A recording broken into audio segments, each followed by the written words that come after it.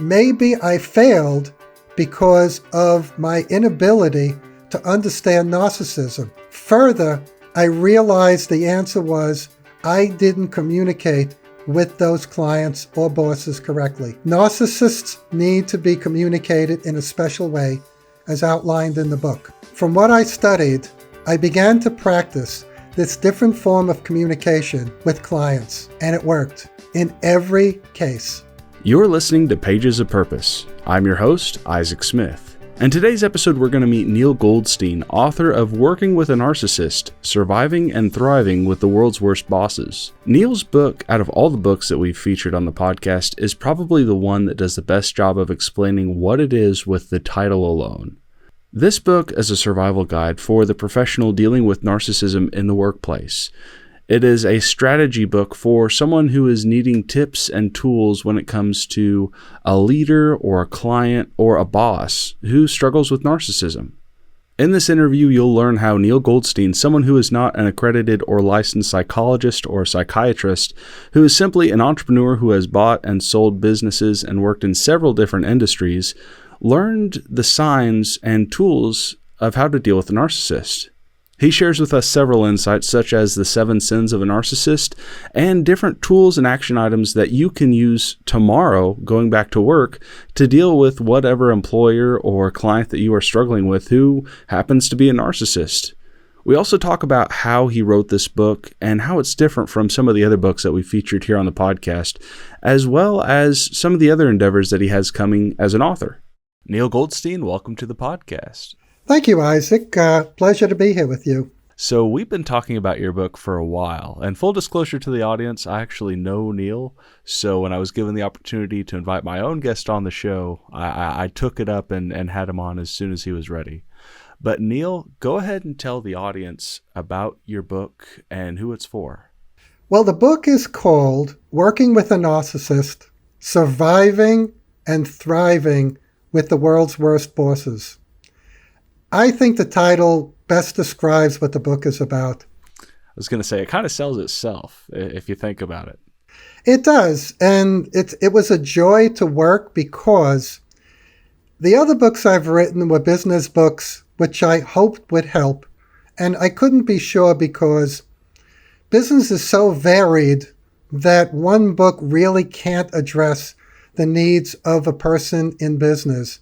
I think this book is really going to help many, many, many employees to recognize that their boss is a narcissist and how detrimental it is to not only their work environment, but also their personal lives. This book will help them to overcome that and have a happy work life, the same for their family. So let's go to basics real quick. What is a narcissist? Break them down and how you present them in your book, your definition, your view. The book opens with a most fabulous quote that when I read it, I said it's going to be ahead of chapter 1. And I can't give credit to anybody because the author of the quote is unknown. And it says, a narcissistic personality is the only mental disorder where the patient is left alone, but everyone else needs treatment. That quote almost reminds me of the idea of resentment, where you take the poison and you expect the other person to die. I think they say that in the big book of AA. Pretty much. But this is really the crux of narcissism and how it differs from most things people will experience in life. Because if one person is causing so many problems for others, we have to decide as employees how to overcome this. Let me, if I may, describe what a narcissist is more than just the quote. A narcissist is a person who exhibits an inflated sense of self-importance. We all know people like that. Continuing, a narcissist constantly seeks admiration or attention. That's 2. There's many more. Think about one person who's going to have all of these traits. Continuing, a narcissist is overly focused on their appearance or achievements. They lack empathy for others. They have a sense of entitlement. They exploit others to get what they want. They have a grandiose sense of self-importance. They display fantasies of unlimited successes, power, or beauty. They believe they are special or unique and have a constant need for admiration. Isaac, do you know anybody who has these traits? I would be lying if I said no, and every other person listening to this podcast would be lying if they said no. Now, to be honest, some people have 3 of these. That doesn't make them a narcissist. And in recognition of that, they certainly are not a narcissist because they could tame them down. After reading other books on narcissism and then writing mine, I asked my son, I was questioning whether I was a narcissist, and his answer was perfect. He said, Dad, if you are asking that question, you are not a narcissist. And the reason is because no narcissist would ever question their self-worth or even consider that they might be a narcissist, because that would devalue their self-worth. Well, let me give you some pushback on that real quick. Is a narcissist born or is a narcissist formed? The book goes through one section about it, and the science of it is still evolving, but what they've come up so far are reasons which could include undiagnosed learning disabilities, bullying at a certain age, early age that is, innate lack of empathy. They just don't care about others. Narcissistic parents, that's an easy one to understand. This is an important one. Mocking and ridicule in early life through adulthood. If a kid is mocked and ridiculed, their self-worth goes down and they are always trying to rebuild it. Issues with body image or speech, excessive praise, criticism, or judgment by parents, trauma or abuse. For a person who's unaware about narcissism, it's very difficult for them to understand that their boss is a narcissist, which is a personality disorder. If a person is an alcoholic, there are easy, clear signs to see. If a person is a drug addict, same thing. When it comes to this personality disorder, it's very hard to see because they're displaying human traits. The human traits being arrogance, envy, entitlement. We see this all the time, but we don't associate them with narcissism. These are human traits. The book will go through 7 important sins, as I call them, that their boss will portray. The goal of the book is to help the employee understand each of these sins and then recognize them in their boss, their manager. To give a few examples of the 6 sins, number 1 is the avoidance of shame. Now, managers and bosses who are narcissistic will avoid shame at all costs. It's not my fault. I relied on this information and that person was wrong. But you won't hear, I'm sorry, I was wrong. That type of situation. But once the viewer of this video, the reader of the book, understand narcissism, they will recognize that avoidance of shame as a potential, I repeat, a potential about a narcissistic manager or boss. I'm going to jump in here real quick because I think that is a very important point to make, is the tendency. As one of my teachers in school used to say, correlation doesn't always equal causation, which, I mean, a hybrid application of that would be just because they exhibit one trait doesn't mean they are automatically this person we want to avoid. Is that fair to say? Stay on that topic. You're right on. Good work. Because now what I'm going to do is I'm going to go through the confluence of sins to show them that just recognizing the avoidance of shame isn't enough, because we're on it now. And bring up what you just said about your professor. I think that leads right into it. Something you just said, I want to revisit, talking about the signs of an alcoholic compared to the signs of a narcissist. there's the concept of the functioning alcoholic or the functioning addict, someone who actually gets through society pretty well as a closet addict. And when it's revealed, there's a lot of radical damage, of course. But there are several people who for a long time never would have pegged this person as a diseased addict. Is the same true for the narcissist? Is there this progression, or is there this hidden problem that they have that a lot of people just don't peg? Okay, Isaac, the difference between a drug addict, alcoholic, and a narcissist is that the drugs and alcohol impair the person's ability, whether it be physical or mental. But narcissism only encourages the person to do more things that would be considered narcissistic. I'll give you an easy example. A narcissist is envious of what other people have. When they get more of their physical properties or achievements or accolades, it doesn't satisfy them, they go for more. When a narcissistic boss or manager exploits an employee, they get the feeling of extreme power and they do more of it. So there is no impairment here. It exacerbates the problem for the employee. The more the narcissist succeeds, the more they feel their self-worth is increasing, and the more difficult the life is for the employee. Gotcha. Well, a second ago you mentioned the 6, or was it 7 sins of a narcissist? Isaac, there are 7 sins. Okay. There's many more, probably close to 20, but I focused on the 6 important ones, at least the 6 I felt were important ones.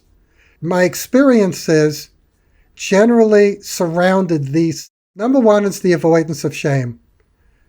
The shame that a narcissist experiences is the knock against their self-worth, self-esteem, and ego. So they will avoid that at all costs. They will never take blame. They will just say it's somebody else's fault. Number 2 is magical thinking.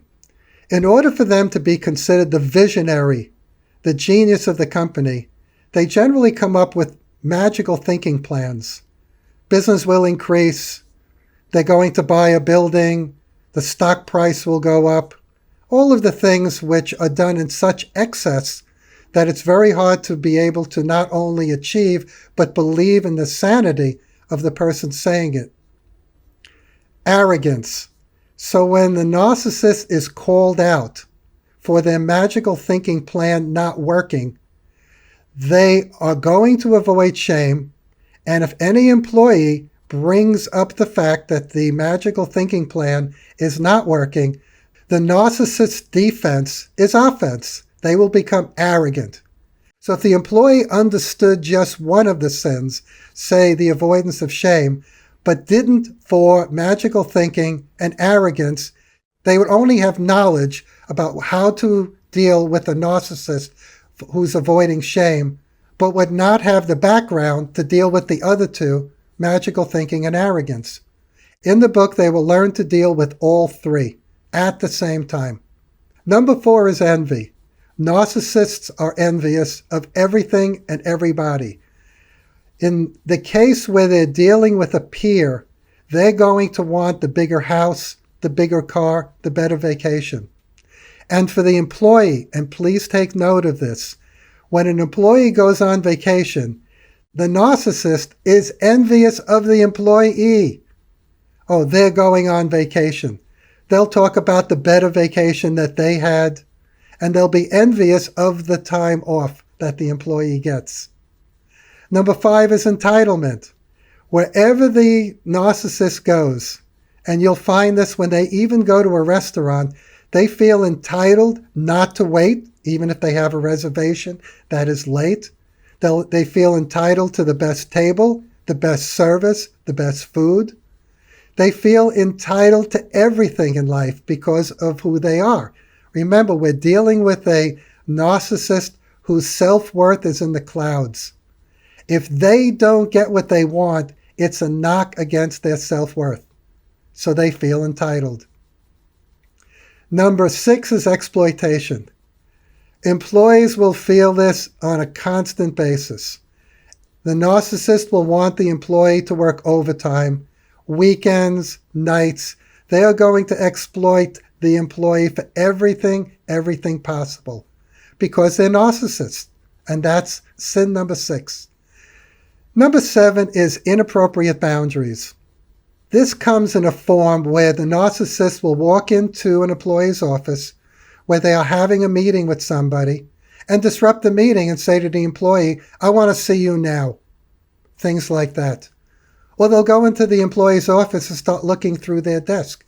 They needed something and the employee wasn't there. Those are the 7 major sins, which the book gives examples, case studies, how to work with the narcissist on all of these sins and what to do. There's a section in the book about do's and don'ts. Every one of these sins, there will be multiple entries of what the employee should do and what they shouldn't do. How many of these sins does a person need to exhibit in order to meet the lowest threshold of being categorized as a narcissist? That's subjective, Isaac. In the first chapter, there is a questionnaire for each of the readers to answer about 20 questions, yes or no. Does the narcissist do this? Do they show this? Do they display this? And at the bottom of those 20 questions, after the questionnaire is finished, the yeses and nos are added up, and then there'll be a 3-tiered approach to recognizing whether the boss or manager is a narcissist. Low, medium, or high. For me, I just answer when I meet somebody. For me, when I meet somebody, I give them a numerical value. There are 5 out of 7.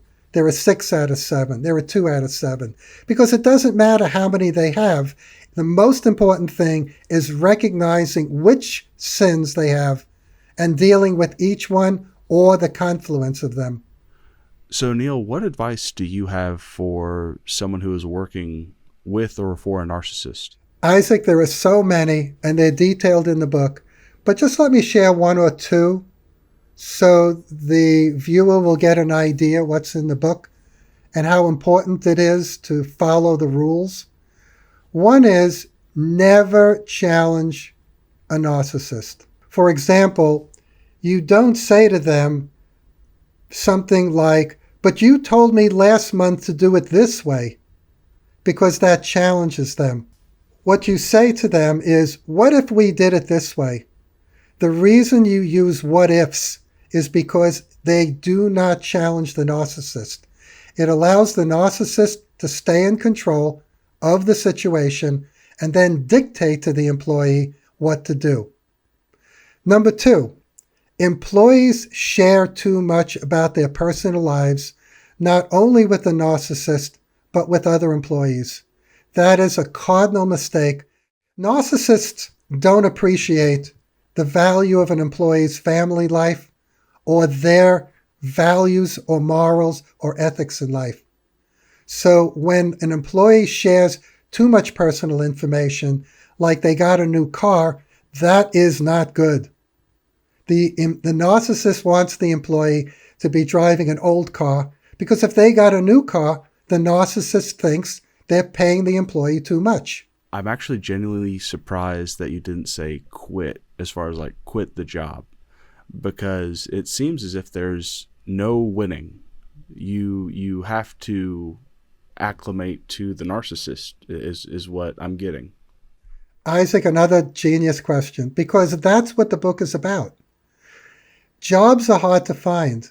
Going on the interview process, which we'll get to in this session about how the narcissist handles interviews, but jobs are hard to find. Good jobs are hard to find. Good jobs with benefits are hard to find. And why change if you could learn how to deal with the narcissist and survive and, more importantly, thrive? Because they're not strong. narcissists. A narcissist is not a strong person. They're a weakling, and knowing the key to success with them will get you raises, bonuses, and an easy workday, and a better family life. You won't go home frustrated and anxious if you follow the rules in the book. That's one of the best value propositions I've ever heard for a book, period. Let's dig into that. What tips and tricks do you have for the hiring process? Okay, Isaac, this is so tough. The narcissist does something on an interview which is called love bombing. And love bombing means just what it sounds like. When the interviewee, the potential employee looking for a job, comes, the narcissist does not show their true personality. They are all loving, all affection, all needing, and this is not about the employee. Sorry to say, when the narcissist shows this affection on the interview, it is about them, not you. The reason is because the narcissist wants to be liked. So they want to get the employee into a situation where the employee likes them, or the potential employee on the interview. So they'll do anything to make you think you're great. Oh, I need somebody like you. Oh, we haven't had a person as good as you with the kind of background. And this all ends when you get hired. In the book, there are many keys to success when taking an interview with the narcissist. First, read the book. Understand you're going into an interview with a potential narcissist. And the things to look for are as follows: the love bombing, and then how they react, say, when an employee comes in and interrupts them. Do they yell at them? Are they kind? And here's the real trick. If you ask for a tour of the place, the narcissist can have two responses. They could say, no, I'm too busy. Or they could say, oh, definitely, I'd like you to meet some of the employees and see where you'll be working and the whole environment. If the former is true, I would be aware of the fact that this is a narcissist, because you don't know what you're getting into on the interview. If the narcissist shows compassion and says, yes, I understand if you want to see the office or the factory or the warehouse, and takes you on a tour, they truly care about you. And I'll tell you why this is important. Because when you get to see the warehouse, the factory, the office, you will see people who look like they're in prison, being held as prisoners, or you're going to see people who are walking around with smiles. You want to be on that second one. You will get a feel, if you let your instincts talk to you. Taking a tour of the offices and the company will give you a good feeling about who you're going to be working with. That's fantastic.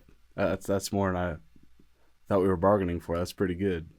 Gaslighting is a form of psychological manipulation where a person attempts to sow seeds of doubt in a targeted individual, making them question their perception, memories, and sanity. What a narcissist does after the job is accepted and the work starts is they make you try and doubt yourself. Well, are you sure you're right? Well, this looks wrong. Why did you do that? Why didn't you do this? And I'm guessing people who are viewing this are saying, yes, that's what my boss does to me. The reason they do it, again, is called gaslighting. They want you to doubt yourself so you become much more reliant on them. So before you finish a report or before you have a suggestion, you will go into their office and ask them if it's okay. This is how a narcissist keeps employees under their thumb and exploits them. We talked a little bit already about what fuels the narcissist, and I know in the book you talk about self-worth being a huge part of that. I wanted to dig into that in the interview because self-worth doesn't seem like it's an inherently wrong thing to struggle with. But according to the book, this is a major factor for the narcissist. Can you dig into that a little bit for us? If you go back to what we discussed earlier, self-worth is everything to a narcissist because their ego is involved. If they are ever in a situation where they made a mistake, they believe that their whole life, their self-worth in business has been fractured. And they believe that the employees will no longer trust them as the visionary of the company. Oh, he made a mistake, and therefore we don't have to listen to him again. This is how they think. It's not normal. But then remember, it is a disease. A narcissist needs to show that they are infallible. So no decision they ever make is wrong. It's somebody else's fault. They come up with a magical plan, and the magical plan has to work because they thought it up. But once proven wrong, now their self-image, their self-esteem, their self-worth is devalued. And this is not normal because people make mistakes and they admit that they made mistakes and they move on with their lives, but not so for the narcissist. Do narcissists see themselves as a good or bad person?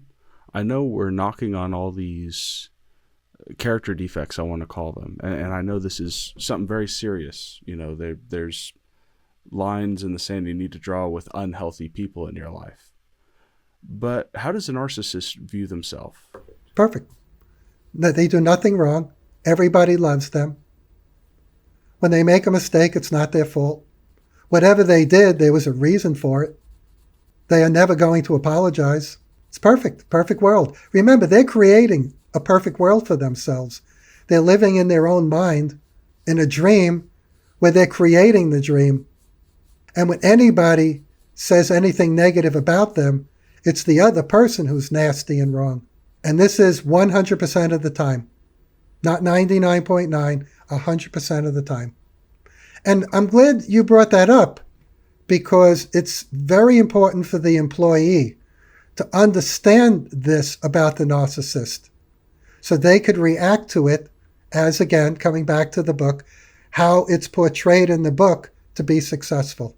Let me ask you this question because it occurs to me that we've been bashing on narcissists in leadership, which is we've already talked about at the beginning of this. There are traits, but traits don't always immediately mean that someone's a narcissist.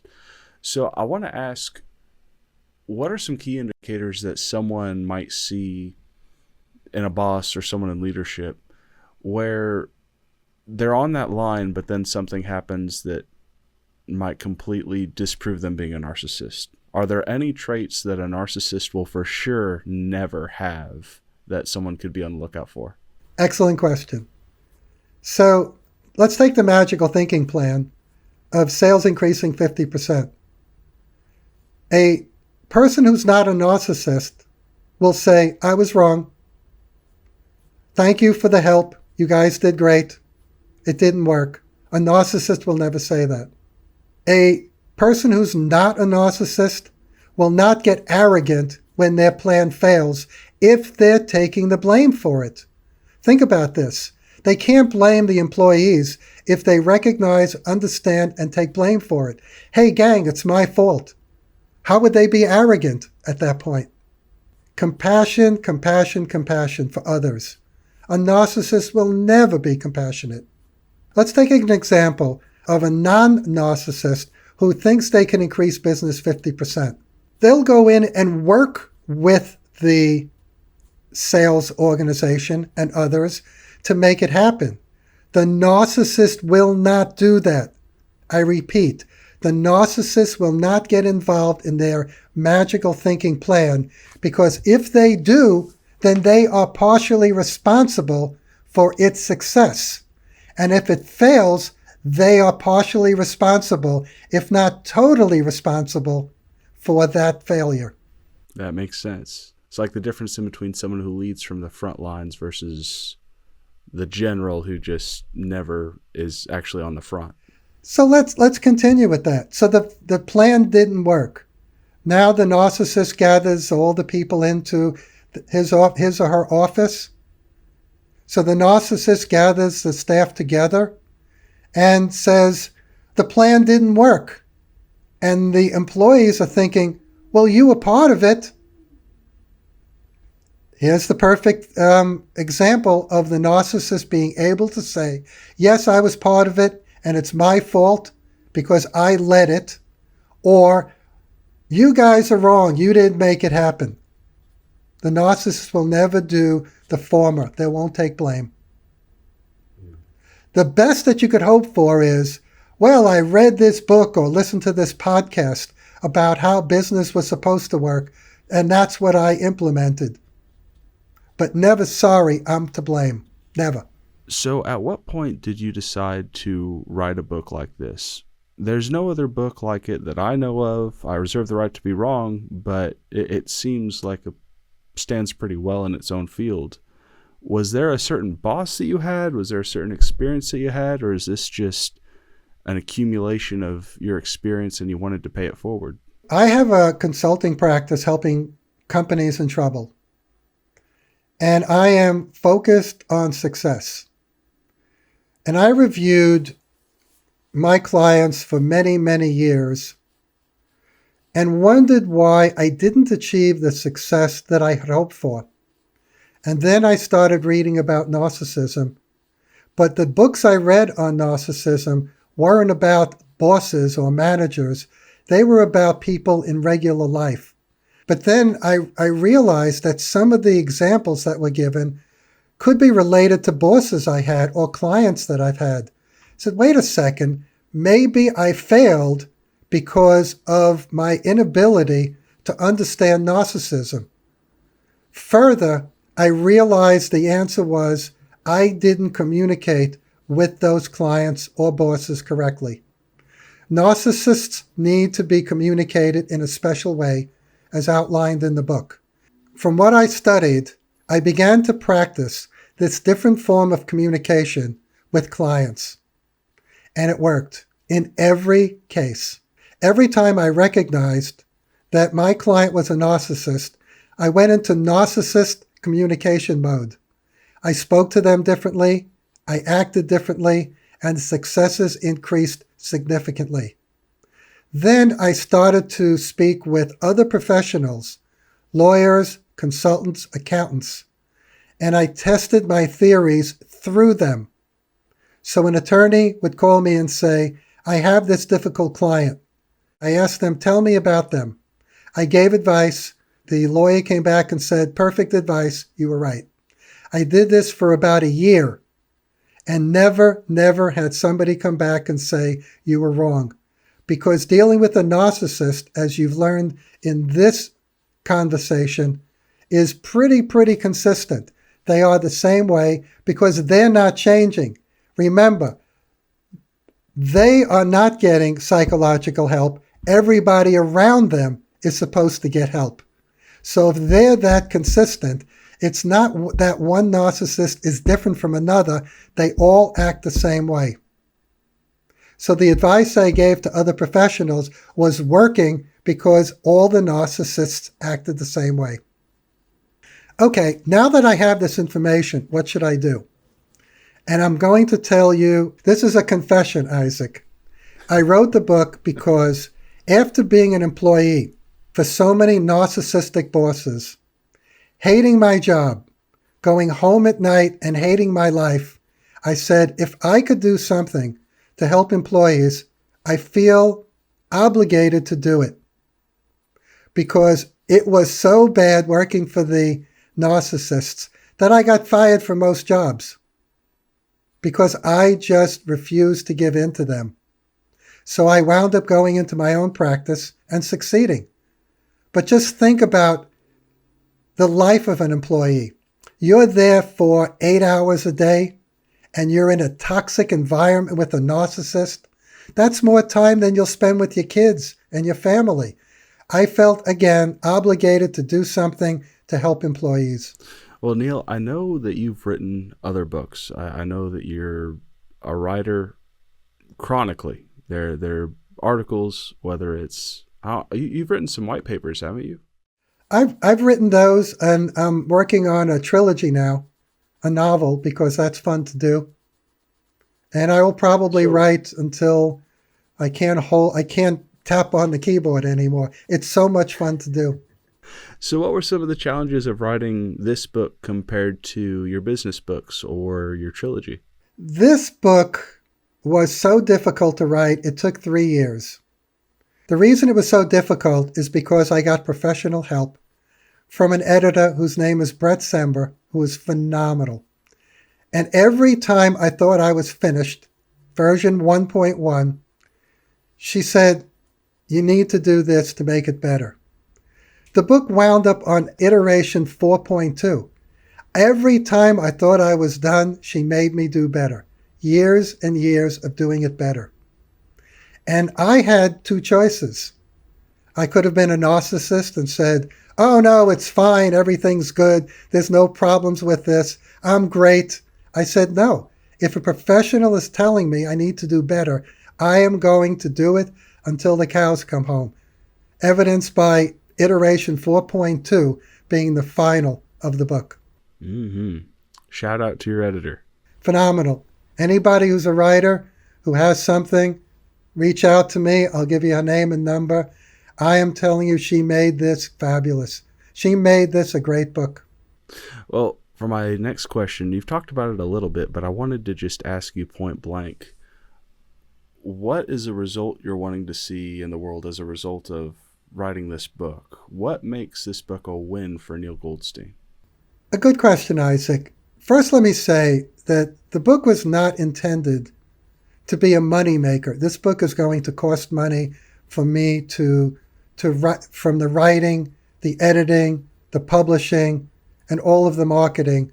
So it's not like I'm looking to make money off this book. That's a far cry. But it comes down to the compassion that I have for other employees because of my experiences having been an employee. I hated it. I felt I had more value. I thought that my bosses and managers were just trying to keep me down, whether it be discrediting my ability and forcing me to accept a small raise, whether it be exploiting me or just treating me not like I'm an equal. I'm not an equal to a boss in the respect of business, but as a human, I wanted that respect. I also had mentioned before that between commuting for those who don't work out of the house and the time in an office, that's 8+ hours a day. And it's going to be many, many, many years of that. If you have a narcissist boss, it's like in dog years. Every year you work is like 7.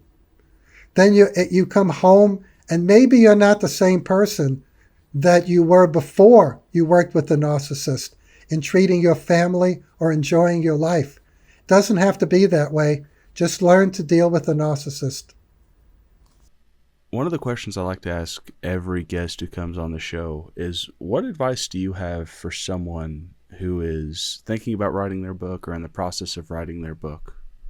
Writing a book is a major, major commitment that requires patience, dedication, and a focused goal of wanting excellence from yourself. No ego. Get experienced people to help. Listen to them. In all of the time that I worked with my editor, Brett, every piece of advice that she gave me, I listened to. Why? Because she's the expert. I'm the writer. She knew what to do, having published many books, written many books. So how could I come up and say I know more than she does? So there were times I might have disagreed, but in the end, she was right all of the time. So it really comes down to losing your ego and doing the things that make the book great, because the book needs to be great, not you. If you would like to get a copy of Neil's book, you can find it using the links down in the show notes below. Be sure you share this episode with a friend and are subscribed so that you never miss an episode. And with that, we will see you next time.